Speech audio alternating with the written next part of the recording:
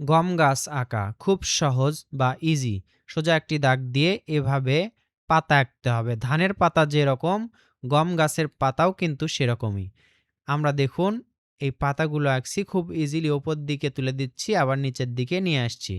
ওপরের পাতাটাও একই রকম করে কিছুটা ভাঁজ হয়ে গেছে।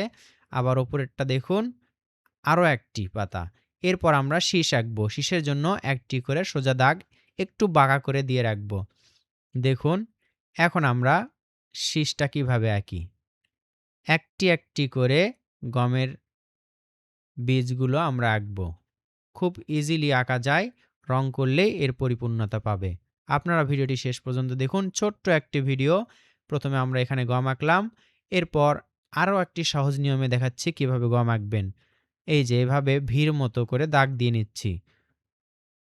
আমরা দাগ দিয়ে নেওয়ার পর এখানে দেখুন একটু ভাঁজ করে এটার সাথে মিলে দিব। এভাবে দিতে দিতেই দেখুন গমের শীষটা সম্পূর্ণ হচ্ছে।